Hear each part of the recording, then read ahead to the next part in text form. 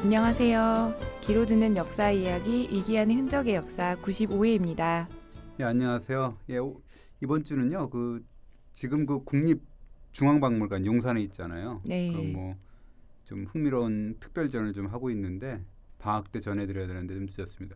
9월 4일까지 하니까 그래도 한번 가보시기 바라는데요. 네. 어떤 전시가 열리고 있나요?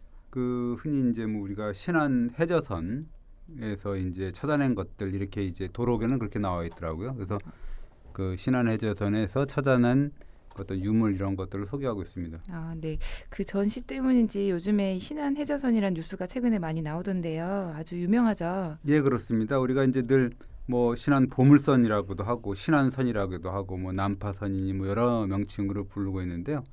이번 주에 그래서 이제 신안선이 어떻게 발견이 됐고 그 안에 어떤 유물이 얼마나 있었는지 이런 얘기를 좀 해보려고 합니다. 특히 그 배 밑바닥에 보면 그 진짜 엄청난 양의 동전이 나왔습니다. 한 800만 개 되거든요. 그래서 왜 신안선에 그 800만 개에 달하는 동전이 있었는지, 그 배는 왜 그런 동전, 그게 이제 무게로 따지면 28톤 정도 되니까 엄청난 양인데요.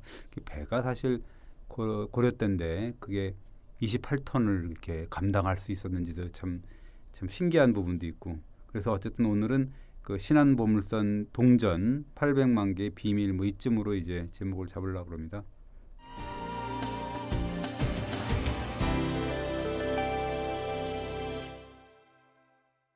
이 신안선이 발굴된 게 아주 오래전의 일이죠. 예, 그렇습니다. 우리 김 기자 고향도 그쪽이라고 그러는데 그쪽하고 약간 좀 멀긴 먼지는 잘 모르겠는데 어쨌든 이 신안군 증도라는 건데요. 이게 네. 보면은 전남 목포에서 서북쪽으로 한 40km 정도 떨어져 있다 그러고요. 이 해역이 사실은 영광, 고창 이런 데로 이어지는 백길이었다는데 그 예전에는 이렇게 그 연안으로 따라서 이제 그 배가 가거든요. 아, 네. 멀리 못 가니까. 그래서 이제 이 좋은 노, 그러니까 이 세금 이런 거를 걷어갖고 서울로 올리는, 한성으로 올리는 그런 좋은 노입니다. 그리고 조기가 이동했던 것이기도 하고요. 그래서 이 증도 쪽에 이렇게 보면 옛날부터 좀 심상치 않은 이야기가 전해지고 있었다는 거죠.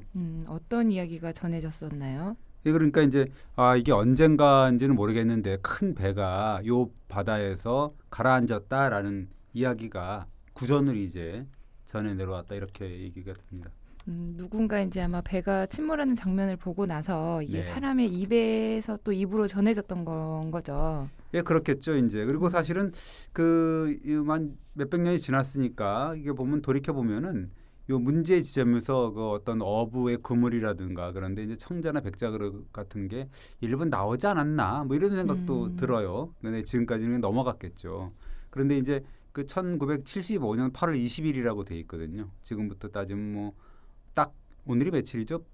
우리 녹음하는 시간으로 따지면 오늘이 지금 17일입니다. 17일이니까요. 네. 예, 그러니까 지금으로부터 한 41년 전 되네요. 8월 20일이니까. 어쨌든 이 어부 최평호 씨라는 사람인데 당시에 35살이라는데 요 지점에서 큰 배가 가라앉았다는 지점에서 이제 그물을 이렇게 걷어 올렸다 그럽니다. 아, 그 그물 속에 뭔가 걸렸던 거죠. 예, 그렇습니다. 그게 이제 중국제 청자 백자라는데 우리가 흔히 얘기하는 청자 화병을 비롯한 이런 것들 6점이라고 합니다. 그러니까 처음에는 이 최평호 씨가 이 그릇이 뭔지 이제 가치를 몰랐다 그래요. 그래서 이제 마루 밑에 보관해 두었는데 이게 사실은 값어치는 잘 몰랐지만 그렇다고 또 이게 버리기는 좀 아까운 그런 상황이었으니까요.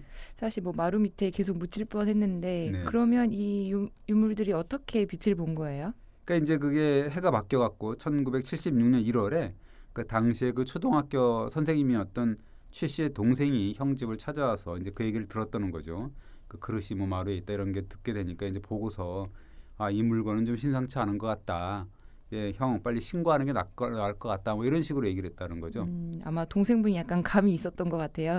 느낌이라는 거죠. 그러니까 그 심상치 않은 느낌 이런 게 있으니까 그래서 이제 신안군청에 이제 인양 사실을 알렸다 그러는 건데 이때 이제 비로소 그 신안선의 존재가 알려지게 된 거죠. 아, 그때 그 그물에 걸려서 이렇게 올라온 청자 백자 그릇은 어떤 거였나요? 예, 중국제였다 그러고요. 이제 감정을 했을 거 아닙니까 전문가들이. 네. 그래서 이제 송나라 때 원나라 때 것이다 이렇게 이제 감정이 내려졌습니다. 아, 그래서 어쨌든 막 구전으로 전해지던 이 배가 바다에 속에 이제 묻혀 있다 이런 사실이 실제로 이제 사실로 드러난 거잖아요. 예.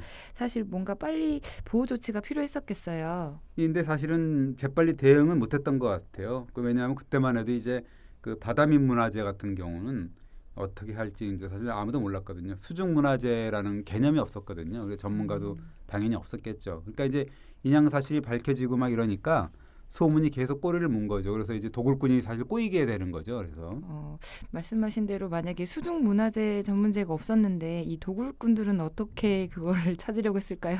그러니까 이제 지점 자체를 뭐 그래도 어사무사하니까 그럴 거 아니에요. 그 뭐 바다 밑이니까 뭐 알 수가 없었고 잠수사들이 있지 않습니까? 그 일확천공을 노리는 도굴꾼 같은 경우는 사실 별짓을 다 할 수 있을 거 아니에요. 사생결단을 하고. 그래서 이 기록을 보면 그 9월에 1970년 9월에 도굴꾼인 이모 씨가 잠수부를 고용해서 청저 하병 등에서 122점을 인양해서 몰래 팔려다가 검거됐다 이런 기록이 있고요. 그다음에 조모 씨라는 도굴꾼이 또 이 도굴한 문화재를 밀매에다 구속이 됐다 이런 건데 사실 그 아까도 말씀드렸지만은 기본 측량 장비라든가 GPS 같은 지금과 같이 첨단 장비도 없었던 시절이잖아요. 그러니까 네. 어떻게 보면 이 도굴꾼 같은 경우는 잠수부를 태운 배를 타고 단숨에 하여튼 그 이 신안선 난파 지점을 가서 목축으로 찾아내는 뭐 그런 상황이었다는 거죠. 그야말로 신출기몰했던 거네요. 예, 그렇습니다. 그렇게 해서 이제 불법으로 인양한 도자기 양이 엄청났다는 건데 눈썰미가 대단했다고 볼 수가 있는데요. 도굴품이 무려 2,000여 점 됐다는 거거든요. 어이구. 그래도 아무리 전문가가 없었다고 하지만요. 사실 도굴꾼들이 이렇게 막 그 문화재를 팔고 이러면 문화재 당국에서 가만히 지켜볼 수는 없었을 것 같아요. 예, 그렇습니다. 뭐 언론에서 뭐 또 엄청나게 또 저 비난을 했겠죠. 네. 보나마나죠. 그러니까 세 번에 걸쳐니까 뭐 저 최 씨 한 번, 그다음에 도굴꾼 두 번 이런 식으로 세 번에 걸쳐서 이제 해저에서 문화재가 쏟아지니까 여론이 막 들끓고 뭐 하고 있냐는 거죠. 너희들은 뭐 이렇게 얘기를 했을 거 아니에요. 그러니까 네. 어떻게 보면 그럼에도 불구하고 또 전문가는 없고 그래서 할 수 없이 해군한테 이제 간 거죠. 해군들이 이제 뭐 전문 잠수사들이 있잖아요. 그래서 예. 이제 그 70년 10월 말에 아주 늦가을에 차짓한 뭐 바닷물 일했다는 건데요. 1차 발굴을 긴급 발굴인데 했다는 건데 112점 도자기를 건져 올렸다 이런 기록이 있습니다. 아유, 그때 이 도자기 이런 걸 보고 나서 보물선을 발견했다 뭐 이런 느낌이었을 것 같아요. 예, 뭐 난리가 났죠. 그러니까 음. 이 난파선 자체가 이제 해저 한 20m 정도 가라앉았는데 측량을 해보니까 길이는 한 34m, 폭은 뭐 한 11m. 그래갖고 이제 1977년부터 그 해군함정 두 척 거기에 이제 장병이 한 240명 됐다는 거고요. 그다음에 이제 해남 구조대 요원해서 이제 심해 잠수사 60여 명 뭐 이렇게 해서 발굴을 담당했다 그럽니다. 네, 이 발굴하는데 엄청난 인원이 투입됐었네요. 예, 그렇습니다. 1984년까지 9년 동안 11차례나 이제 그 발굴을 했다는 거죠. 9년이면 엄청 긴 시간인데 네. 얼마나 많은 유물을 건졌나요? 예, 총 23,502점이라고 합니다. 뭐 동전은 빼고요. 동전이 뭐 아까 800만 개라고 되어 있으니까 28톤이라는 거고. 그다음에 자단목이라 그래서 이 동남아시아 같은 인도나 동남아시아에서 이제 산인데 그 가구 목재죠. 네. 최고급이었다는 건데요. 1,017본 이렇게 이제 우리가 단위를 얘기를 하더라고요. 그리고 선체 조각이 한 445개 나왔다 이런 건데 이 사실은 선정량 자체가 배가 260톤 정도 됐다는 거거든요. 뭐 한 140톤이 물품이 적재됐다. 그러니까 굉장히 엄청난 물품이 적재된 거죠. 그리고 이 많은 화물 중에서 가장 부피가 많았고 양을 차지했던 것이 이제 도자기하고 동전이었고 아까 얘기했던 자단목 원목이었는데 이 도자기는 무려 2만 661점, 2만여 점이라고 우리가 얘기하는 거군요. 청자가 뭐 한 2천여 점 되고 그 청백자라든가 백자가 이제 5천 점이 넘는 뭐 이런 상황이죠. 아무래도 그래도 가장 보기 좋은 것 중에 하나가 도자기잖아요. 예, 그렇습니다. 예쁘잖아요. 우리가 흔히 그 문화재 담당을 해갖고 기사를 쓸 때 우리가 이제 기사를 감별하잖아요. 아, 이건 일면 톱으로 가겠다, 뭐 네. 사회면을 가겠다, 문화면을 가겠다 이런 게 있는데 기사가 안 되겠다, 뭐 이런 게 있는데 네. 무조건 기자로서는 금이 나오거나 아니면 뭐 도자기가 예쁘게 완형이 나왔다든가 혹은 또 이 유물에 명문 글씨가 있다든가 이런 그 이 유물이면 이거는 거의 뭐 일면이나 뭐 사회면이나 가는 아주 큰 뉴스가 됩니다. 네. 굉장히 그 유물로서의 가치가 있는 거죠.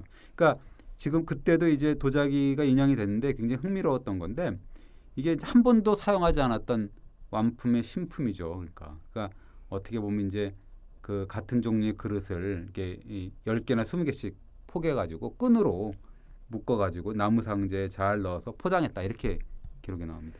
이렇게 뭔가 새로운 제품을 이렇게 완형의 형태로 또 차곡차곡 포개져 있었다는 거는 신상품이었다는 얘기인 거죠. 예, 우리가 흔히 얘기하는 신상 뭐 이렇게 요새 네. 얘기하잖아요. 그러니까 이 상품을 싣고 가던 대형 무역선이었다라고 이제 우리가 그런 유물의 상태를 보고 추정을 하는 거죠. 아, 네. 그러면 이 신안선은 대체 어디서 언제 출항을 했던 거죠? 또 목적지는 어디였나요? 이걸 이제 우리가 왜 발굴이나 고고학 발굴에서 보면 유물이나 유적을 가지고 이제 유구 형태를 가지고 우리 추정을 하게 되는데 이 인양된 목간에 글씨가 있어요. 목간이라는 게 있거든요. 나무 네. 펜데 그게 보면은 거기 이제 글씨가 있는데 거기서 수수께끼를 우리가 풀 수 있는 거죠. 그러니까 보면은 이 목간이라는 게 뭐냐면 나무패라는 게 뭐냐면 이 상품의 종류라든가 수량, 선적 일자, 그다음에 수령인의 뭐 이름 주소 이런 나무패라는 거거든요. 그게 한 364점이 달려 있었다는 거죠. 이 말씀하신 나무패 얘기를 들어보니까 오늘날 이게 택배 보낼 때 송장 같은 거 붙이잖아요. 뭐 그런 역할을 한 거죠. 그렇습니다. 그러니까 물품 꼬리표라고 우리가 얘기하잖아요. 우리가 뭐 택배를 받을 때 뭐 어디서 이제 김 기자도 보면은 뭐 어디서 그 상품을 배달하라 그럴 때 그걸 보면은 누가 어디서 보낸 거고 받을 사람은 누구고 물건은 네네. 또 어떤 내용이고 이런 걸 자세한 사항을 종이에다가 써갖고 같이 배달이 되잖아요. 네네. 근데 이거는 이제 나무패에다가 그런 상황을 써서 상품에 이제 꽂아두는 거죠. 나중에 이제 잘 배달되라고. 그러면 이 나무패에는 이 배가 어떤 무역선이다 뭐 이런 해석도 있었나요? 그래서 일본 학계에서는 이제 이 신안선이 일본의 그 사찰, 당대의 사찰에 건축을 하거나 그다음에 사찰을 이제 복구하거나 뭐 그런 거를 조달하려고 일본에서 파견한 무역선이 아니냐라고 이제 추정을 합니다. 어떤 근거로 그렇게 추정을 했던 거죠? 예, 이게 이제 뭐 그 일본의 교토 당시에 이제 도옥구사라는 동복사라고 우리가 얘기하는데 거기 보면 그 사원을 재건하는 그런 자금을 마련하기 위해서 당시에 일본의 시대는 막부라는 거였거든요. 네. 그 막부가 허를 얻어서 원나라에 파견된 무역선이라는 건데 아까 얘기했듯이 목간 364점 가운데 도옥구사라고 아까 동복사라고 네. 적힌 그 나무패가 41점이나 되거든요. 그러니까 그 도옥구사뿐만 아니라 뭐 조작구암, 그러니까 암자죠. 그다음에 뭐 학고잡기 궁, 뭐 이런 궁인데 그런 어떤 일본의 대형 사찰이나 신사 뭐 이런 이름이 보입니다. 그 목간에 그런 기록이 있었으니까 그런 해석이 맞는 건가요? 예, 뭐 꼭 그렇게 볼 수는 없다. 뭐 이렇게 이제 나옵니다. 왜냐하면 예. 이제 다시 원래는 그러니까 송나라 원나라 시대에 아까 얘기했듯이 일본에서 사찰이나 신사를 건축하려고 이제 그런 비용을 조달하려고 일본 선박을 중국에 보냈다는 기록은 있어요. 네. 분명히 있긴 있는데 그런데 여기 이 난파선 신안선의 목간을 보면 지치 3년이라는 그 목간 이 연호가 나오거든요. 그 연호가 이 원나라 영종 때 썼던 연호입니다. 그 1323년 때 그 나무패거든요. 그런데 이 1323년 무렵에 보면 일본 기록에 보면 중국에 일본이 무역선을 파견했다는 기록이 보이지가 않습니다. 그러니까 아까 얘기했지만 목간의 명문을 보면은 이게 굉장히 지치라는 중국 연호가 굉장히 많아요. 그런데 이게 지치는 아까 얘기했지만 그 1321년부터 23년까지 중국이라든가 고려에서 사용했던 원나라 연호입니다. 당시 일본에서는 가마쿠라 시대였다는데 그때는 원형이라는 연호를 독자로 일본에는 사용하고 있었거든요. 네, 만약에 일본 배였으면 일본 연어를 썼을 텐데 그렇지 않았으니까 사실 일본 배가 아니다 이런 결론이네요. 예, 그렇습니다. 그래서 이제 이 배가 중국 배이거나 아니면 원나라 아니면 뭐 고려 상인들이 그 고려하고 일본 선원들을 고용해서 공동으로 운영했던 국제 무역선이 아니었냐라는 추정이 이제 굉장히 지배적인 거죠. 네, 이 지치 3년 즉 1323년 목간이 있었다고 하셨는데요. 그러면 그때 출항한 배 이렇게 이제 얘기가 되는 건가요? 예, 그렇습니다. 아까 얘기했듯이 지치 3년에 선적했다는 꼬리표가 있으니까 예. 그 여러 목간을 이제 읽어서 복원을 해보면 이렇게 나오는 거죠. 이 난파선은 1323년 그때가 고려 충수강 10년 때였어요. 이렇게 보면 4월 22일에서 24일 한 번, 그다음에 5월 11일 한 번, 그다음에 6월 1일에서 3일까지 세 차례에 걸쳐서 이제 화물을 차곡차곡 선정을 하게 되는 거거든요. 그 선적을 해서 지금의 그 저장성 닝보라는 데, 그러니까 절강성 영파라고 하거든요. 그 옛날에는 그 당시에는 경원이라는 데였거든요. 거기를 떠나서 고려를 거쳐서 일본으로 향하던 중이었다라고 우리가 읽을 수가 있습니다. 네, 그러면 이 출발점이 경원, 즉 지금의 닝보라는 곳에서 이렇게 출발했다라는 건 어떻게 알게 된 건가요? 예, 그 청동추가 있는데요. 그럼 경원로라고 하는 글자가 새겨진 청동추가 인양이 됐습니다. 그 청동추라는 게 뭐냐면 무게를 잴 때 사용하는 저울의 추잖아요. 네, 그러니까 그 뒤를 보면 경신년이라는 또 이 뭐 해가 나옵니다. 그게 1320년 정도에 만들어졌을 것이다. 뭐 이렇게 나오는데 아마 그리고 원나라에서 당시 일본으로 떠난 상선은 주로 이제 아까 얘기했던 경원, 지금의 닝보에서 출발을 하게 되거든요. 네, 그러면 도착지는 어떻게 추정했나요? 아마도 그 지금 후쿠오카인데요. 하카다항으로 갔을 것이다라고 하는 거죠. 그 목간 중에 보면 아까 얘기했던 하코자키 궁이다라든가 조작과암 이런 데 보면 그게 이제 하카다, 후쿠오카에 있는 신사와 사찰 이름이 보이거든요. 또 이 역시 그 하카다라는 항구가 14세기 일본의 주요 출항지였거든요. 네.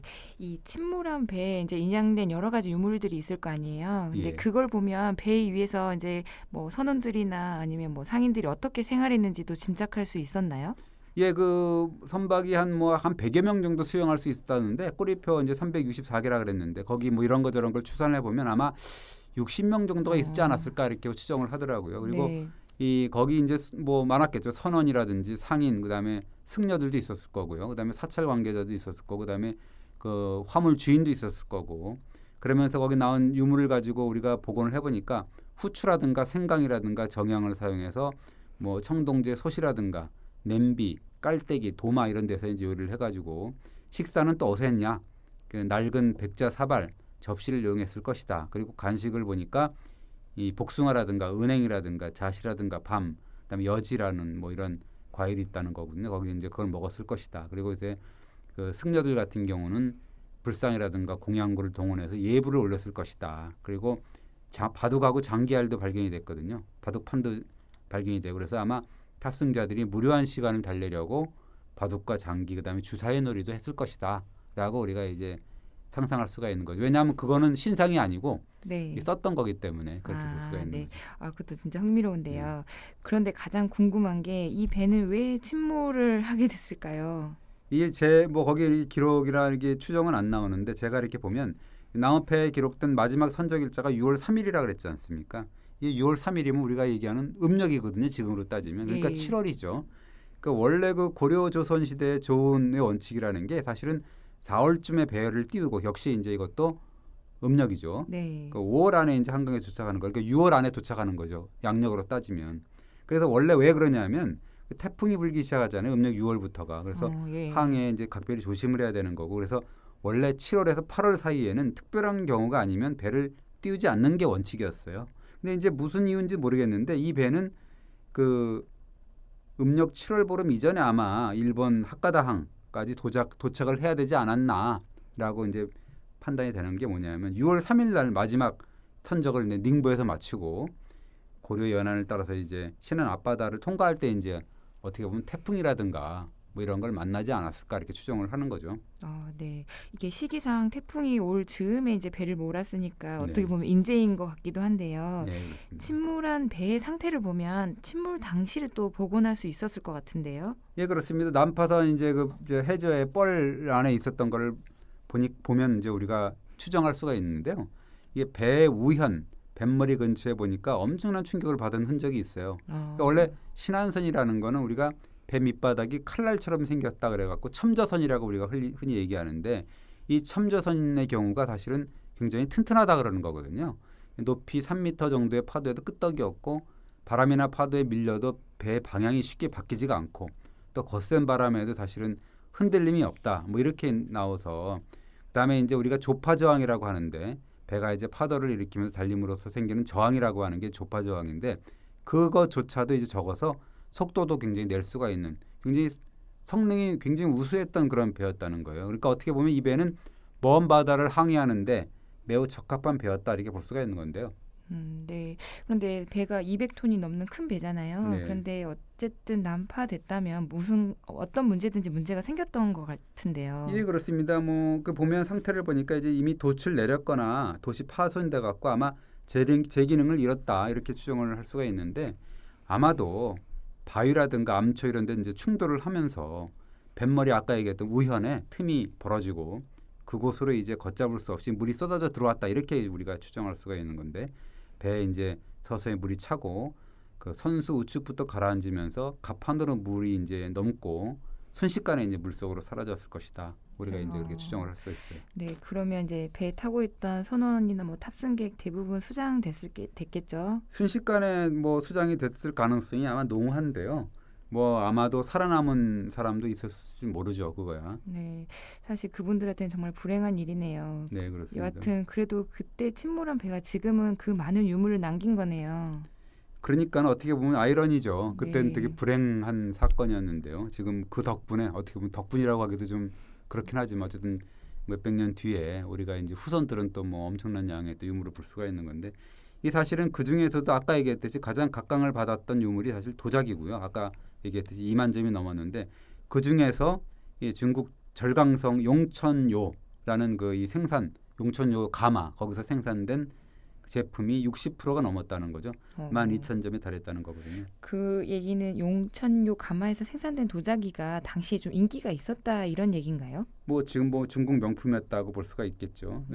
사실은 그 배에도 보면은 고려 청자가 한 7정 정도가 확인이 돼요. 이거 사실 좀 수수께끼입니다. 원래 그 보면은 무엇이 발견됐냐면 고려 매병. 이 매병이라는 게 뭐냐면 이제 입이 좀 작고 어깨선이 풍만하고 몸체가 이게 서서히 좁아지는 우리가 그 전형적인 이 청자가 있거든요. 그게 있고 그다음에 코끼리형 연적. 그 연적이 뭐냐면 또 우리가 얘기했던 벼루 먹그릇이잖아요. 네. 그다음에 뭐 이 주발이라든가 그다음에 청동 베개, 뚜껑, 잔받침 이런 것들이 이제 고렵게 발견이 됐어요. 네. 사실 이제 무역선이긴 한데 고려 네. 청자는 왜 실렸을까요? 그 매병의 경우를 보면 신품이 아니었다는 거거든요. 그래서 어떻게 보면 중국에서 대대로 전해졌던 골동품이 아니었느냐. 그리고 제작 시기를 추정해 보면 이 배가 침몰될 당시보다 한 100년 정도가 앞선 13세기 전후로 추정되고 있거든요. 네, 그러면 매병이 아닌 다른 고려 청자들은 어떻게 또 거기 실렸을까요? 뭐 6점인데요. 13세기 후반에 14세기 전반이니까 이 6점 청자는 사실은 신형이었다는 건데요. 어떻게 보면 이제 그럼에도 불구하고 고려 청자의 수량이 너무 적으니까 이게 이제 주된 무역품으로 보기는 무리가 있는데 우리가 흔히 잘 아는 이 고려도경이라는 거 있잖아요. 서궁의 뭐 고려 기행문이라고 하는데 거기 보면 고려의 비색 청자는 천하제일이라고 우리가 칭찬해 본 부분이 있기 때문에 어떻게 보면 고려 청자가 이제 중국인들의 에어품으로 사랑을 받았다 이렇게 볼 수가 있습니다. 네, 그렇다면 중국 도자기 속에 이제 고려 청자가 명품으로 좀 끼어 있었던 건가 이런 생각이 좀 드네요. 우리 그 어떻게 보면 이제 우리 편으로 생각을 해본다면 뭐 샤넬이나 에르메스 뭐 이렇게 에르메스보다 더 좋은 게 뭐 있죠 요즘에? 천하제일, 천하제일에 뭐가 있을까요? 잘 모르죠. 어쨌든 수수께끼죠. 그러면 약간 처음에 말씀하신 게 도자기보다 동전 이야기를 해주셨잖아요. 예, 사실은 뭐 도자기 같은 경우는 워낙 많이 소개가 되고 그랬으니까 사실 이 배 밑바닥에 그 우리가 그 목재 자단목이라는 거하고 자단목 위에 또 동전이 또 굉장히 쌓여 있었거든요. 사실 이것이 이 고고학 발굴을 하면서 엄청난 이 상상력을 자극하게 되는 거죠. 네, 동전은 도대체 얼마나 쌓여 있었던 건가요? 아까 잠깐 말씀드렸지만 자단목은 1017본, 네. 동전은 800만 개, 무려 28톤 이렇게 이제 우리가 할 수가 있는 거죠. 정말 상상하기 힘들 정도로 네. 많은 것 같은데요. 그럼 일단 자단목이란 거는 좀 어떤 건지 설명을 좀 더 해주세요. 아까 그 단양이라고 하는데 아까 뭐 얘기했지만 인도나 동남아, 중국 남부가 이제 원산지인데 불상이라든가 고급 가구, 그다음에 공예품의 원자재라고 볼 수가 있는 건데요. 자단목 같은 경우가 이제 맨 밑바닥에 이제 적재됐는데 한 2m 정도의 길이가 있고, 그다음에 직경은 뭐 10에서 15cm 정도, 그다음에 40cm가 넘는 것도 심심치 않게 보이고, 표면을 보면 한자, 부어나 숫자, 아라비아 숫자까지 있거든요. 어떻게 보면 지중해라든가 서남아시아에서 온 상인들이 원산지를 드나들면서 남긴 흔적이 아니냐 이렇게 우리가 볼 수 있습니다.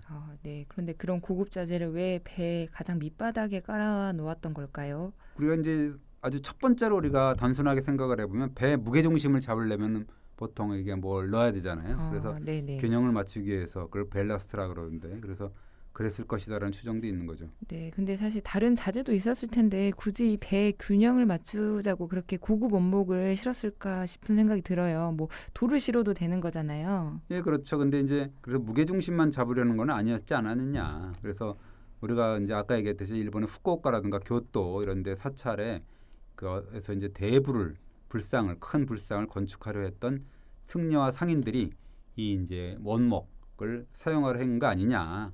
특히나 이제 아까 얘기했듯이 자단목이라는 게 불가에서 소중하게 여겼던 목재거든요. 네, 불교에서 그랬다는 말씀이시죠. 예, 그렇습니다. 기원전 한 5세기 전후부터는 이제 이 자단목이 불교 힌두교 이런 데서 사랑을 받았다는데 조각품이라든가 장식품, 고급 가구에 이제 사용이 됐고 일본 승려들 같은 경우는 소형 불상이나 목탁 이런 데 만드는 데도 필요했을 거고 그다음에 가구 이런 데에서도 활용이 됐을 거다. 이렇게 이제 추정을 할 수가 있습니다.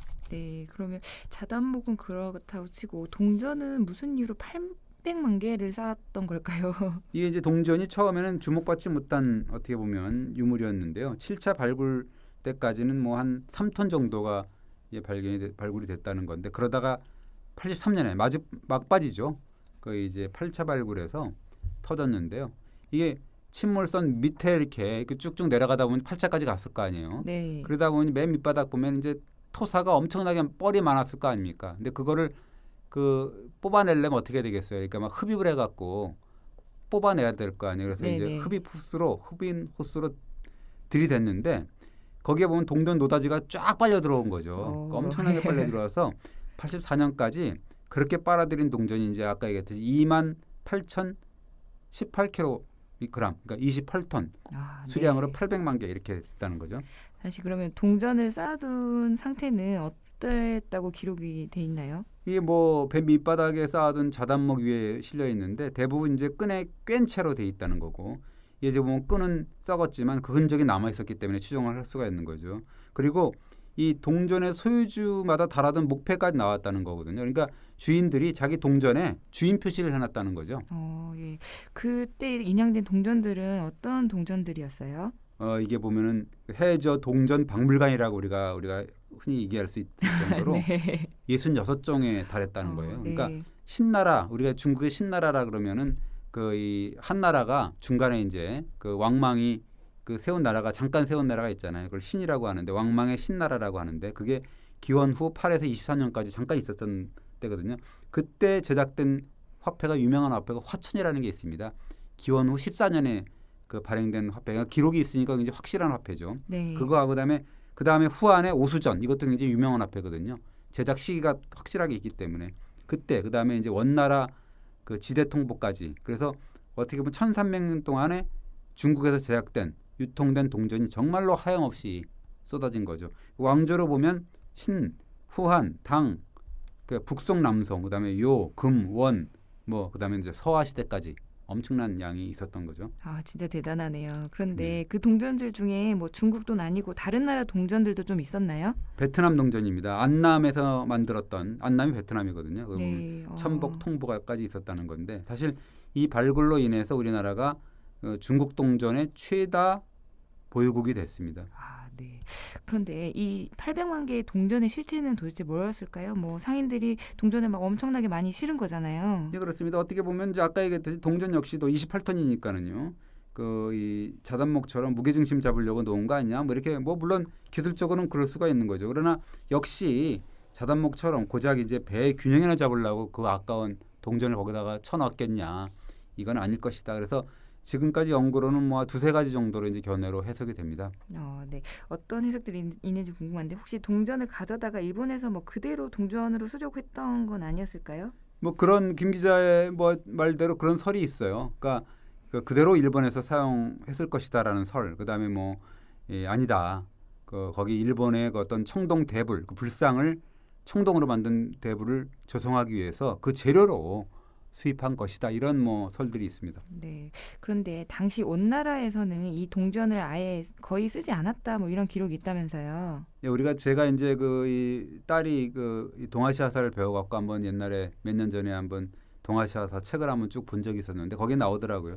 그 원나라의 주요 화폐가 지폐였습니다. 교초하고 보초라고 제가 외웠었거든요. 이거는 네. 교초하고 보초라고 한 그런 게 있었는데 원나라 때 사실 정식으로 주조된 동전이 있었어요. 있기는. 근데 딱 두 차례에 불과했는데 그것이 1310년에 발행됐던 지대통보하고 대원통보라는 겁니다. 이 동전이 사실은 신안선에서도 확인이 됩니다. 그러니까 어떻게 보면 신안선의 침몰 연대가 좀 가늠이 되는 그런 상황이 되는 거죠. 그러니까 신안선에서 이 동전들이 그대로 인양됐다는 얘기시죠. 예, 그렇습니다. 이게 그런데 문제는 원나라 조정에서 요 지대통보하고 대원통보를 1310년에 발행을 해놓고 딱 1년 만에 사용 금지를 시켜버려요. 왜 못 쓰게 한 거죠? 그 원나라 그 황제 인종인데 뭐라 그러냐면 이 새 동전을 만들었는데 시장의 수요를 만족시키지 못한다. 그리고 옛 동전을 막 혼용하고 막 이럴 수밖에 없는데 그래서 이제 수많은 불편을 야기시킨다. 그게 이제 원사에 나옵니다. 거기에 이제 기록에 나오기 때문에 그래서 폐기를 지시한다. 그러면서 이제 다시 교초와 보초 이게 지폐잖아요. 네. 지폐를 써라 이렇게 이제 사용하라는 명을 내립니다. 그러니까 사실 그 당시에 그 원나라에서 동전이라는 거는 사실 뭐 별 쓸모없는 천덕꾸러기 뭐 그런 신세였네요. 예, 다만 이 동전을 해외 무역할 때 금은이나 상품으로 교환하는 거는 허락을 했습니다. 그러니까 어떻게 보면 신안선에 실린 28톤의 동전 이거는 결국 일본과의 교역품으로 중국에서 반출된 것이다라고 우리가 할 수가 있는 거죠. 네. 그러면 이 800만 개의 동전은 도대체 나중에 어떻게 쓰였던 걸까요? 그 아까 뭐 김 기자가 추정을 했듯이 그대로 일본에서 유통하려 했다. 이런 주장도 사실 일리가 있습니다. 왜냐하면 그 실제로 12세기에서 15세기 사이에 일본에서는 북송의 동전을 위주로 해서 수많은 중국 동전이 시중에 유통됐다라는 방증 자료가 있거든요. 네. 그 당시의 그림을 보면 그 일본 사람들이 저작거리에서 동전으로 물건을 구입하고 아니면 땅에 묻는 장면이 묘사가 돼 있어요. 그리고 이 중국 동전을 사용해서 토지 매매한 기록도 남아 있습니다. 그 실제로 이제 일본에서는 동전 수만 개, 수십만 개씩 꾸러미로 옹기에 넣어가지고 매장한 사례라는 게 있습니다. 매장했다는 거는 이제 그 보관했다는 얘기죠. 뭐 저금이라 그러나요? 뭐 그렇게 했다고 볼 네. 수가 있는 거죠. 땅에 묻어 저축을 했다는 예. 얘기인가 본데요. 사실 그러면 일본에서는 동전을 아예 주조하지 않았던 건가요? 아니 있었습니다. 그 한 708년에서 958년 사이에 12종류의 동전이라 그래서 이제 황조 12전 이렇게 얘기를 하는 건데 주조를 한 바 있는데 이게 새로운 화폐가 12종류라 그랬잖아요. 그래서 네. 새로운 동전이 만들어질 때마다 기존 동전이 계속 이제 10분의 1로 평가가 절하가 됐어요. 그러니까 애써 돈을 모아도 어떻게 되겠어요. 그러니까 신동전이 새로운 동전이 발행이 되면 말짱 도루묵이 되는 거죠. 그러니까 어떻게 보면 통화 정책의 실패라고 볼 수가 있는 건데 그러다 보니까 백성들이 새로운 동전이 발행될 때마다 옛 동전을 녹여서 돈으로 바꿔 쓰는 그런 상황이거든요. 그러니까 국가가 발행했던 동전이 화폐가 신용을 잃게 되겠잖아요. 그러니까 어떻게 보면 이게 좀 화폐가 이제 쓸모가 없어지는 거죠. 근데 네. 경제 활동을 하는데 사실 화폐가 없으면 어떻게 되겠습니까? 그러니까 안 되니까 그래서 대신 중국 동전이 대량으로 이제 수입 유통됐다. 그런 설이 있는 거죠. 네, 중국 동전은 뭐 일본 아니라 다른 나라에서도 유통이 좀 됐었던 거죠. 네, 그렇습니다. 뭐 고려도경에도 뭐 고려에서도 중국 도표 화폐로 이제 사용됐다 그런 사례가 약간 있다는 거고요. 그다음에 요나라라든가 금나라, 서하, 그다음에 베트남에서도 뭐 중국 동전이 통화로 사용됐다는 기록이 있습니다. 네, 그러면 이론의 여지 없이 이게 맞는 추론 아닐까 싶은데요. 예, 뭐 약간 그러나 뭐 이상한 대목은 있습니다. 근데 화폐라는 게 사실은 화폐가 단위 통일성이 중요하잖아요. 근데 아까 얘기했듯이 신안선에서 발견된 동전이 사실은 66종이나 되잖아요. 네, 네. 화폐로서의 가치가 과연 있는 건지 없는 건지 이게 사실 의심스럽다는 거죠. 네, 그렇네요. 또 그렇게 말씀하시니까. 네. 그러면 진짜 어떤 용도였을까요? 이 사실은 당시에 그 상인들 입장에서 보면 중국 동전의 일본 수출 이게 사실은 막대한 이익을 남기는 장사였다는 건데요. 일본에서는 사실은 그 이 동전의 주저국이라든가 시대에 관계없이 1대1의 가치를 고스란히 인정을 했다는 건데요. 무슨 말이냐면 만약에 동이 10g의 동전이라 그러면 동 10g의 가치를 고스란히 인정해줬다 이런 거죠. 네네. 그러니까 반면에 또 일본에서는 금의 가치가 또 별로 없었다는 거예요. 그 당시에 원나라 때 보면 일본 교토의 금값이 원나라 북경의 3분의 1 정도 수준밖에 안 됐다. 일 정도로 금값이 사실은 굉장히 쌌다라고 일본에서는 그렇다 그럽니다. 그렇다면 중국 상인 입장에서 보면요, 이 동전을 가져가서 금을 좀 싸게 사고 그걸 다시 뭐 중국에 가져가서 금을 팔면 엄청 이득을 챙기는 거잖아요. 예, 그렇습니다. 그래서 그러니까 원나라의 역사를 선데요. 그걸 보면서 1277년에 일본 상인이 황금을 가져와서 동전으로 바꿨다라는 기록이 있습니다. 그러니까 어떻게 보면 중국과 일본 상인들이 서로 윈윈하면서 큰 힘 들이지 않고 떼돈을 벌었다 이렇게 볼 수가 있습니다. 네. 근데 일본에서는 왜 이렇게 동전을 필요로 했던 걸까요? 이게 사실은 그래서 일본에서 당시 불교가 대중화됐거든요. 그래서 불교 경전을 넣는 그런 경통이라고 있거든요. 예. 청동으로 만든 통. 그다음에 이제 총동 불상을 조성하는 게 이제 유행이었다 이렇게 나오거든요. 네. 그러면 중국 동전을 녹여서 이게 청동 불상이나 뭐 경통을 만들었다 뭐 이런 혹시 그런 기록이 남아 있나요? 이게 이제 일본의 3대 대불 큰 불상 중에서 이 하나가 있는데 가마쿠라 대불 아까 얘기했던 우리가 그 당시 시대가 가마쿠라 시대였던 막부 시대였으니까 예. 금속을 이제 분석을 하니까 약간 굉장히 흥미로운 결과가 나왔는데요. 그 전에 뭐 아스카 대불이라든가 나라 대불 이것도 이제 3대 대불 중에 하나인데 거기에 비해서 가마쿠라 대불의 납 성분이 굉장히 높았습니다. 한 20% 가까이 됐는데요. 이게 조금 의미심장한 분석에다 이렇게 이제 연구 결과가 나와 있는데 바로 신안선에서 인양된 그 북송 시기의 동전 5개를 분석을 해보니까 납 성분이 20% 정도에서 한 45%까지 이렇게 있었다는 거거든요. 그건 어떤 걸 의미하는 걸까요? 그러니까 신안선에서 출토된 북송 시기의 동전하고 가마쿠라 불상의 성분이 그 납성분이 비슷했다라는 거죠. 그러니까 어떻게 보면 가마쿠라 대불이 뭐냐? 바로 북송에서 수입한 동전들을 녹여서 조성한 것이 아니냐라는 어떤 뜻이 있는 거죠. 그리고 경통의 경우도 보면 아까 얘기한 경통이라는 게 그 불교 경전을 넣었던 통이거든요. 두루마리로. 네. 그걸 보면 그 12세기 후반기에 주조했던 일본 경통의 납 함유량이 유독 높았다는 거거든요. 네. 총동을 그렇게 썼을 가능성도 높아 보이는데요. 네. 이것도 결과적으로는 추정인 거죠. 예, 그렇습니다. 사실 뭐 안 살아봤으니까 우리가 진실은 네. 뭐 오리무중이고 그게 그 동전들이 과연 어떤 용도로 쓰였는지 현금인지 아니면 뭐 청동 대불 조성용인지 뭐 이런 건 아니면 둘 다였는지 그건 잘 모르는 거죠. 그 어떻게 보면 이게 사실은 한 650년 몇 년 정도 묻혀있던 역사인데요. 그게 어디 뭐 쉽게 그렇게 뭐 시원한 답을 내어줄 일 없는 거고 그러나 이제 다만 우리가 이런 추정을 좀 하고 그래서 그 박물관 가서 중앙박물관 가서 이제 이런저런 유물을 보면서 그 아주 무한한 상상력이라는 게 그냥 상상하는 게 아니라 이러한 여러 가지의 어떤 사례, 그다음에 유물 이런 걸 보면서 우리가 이 사실에 근거한 무한한 상상력을 벌이면 이 또한 또 재미있는 네. 그런 이 역사 공부가 되는 거죠. 이번 주 여기까지 하겠습니다. 예, 감사합니다. 네, 고맙습니다.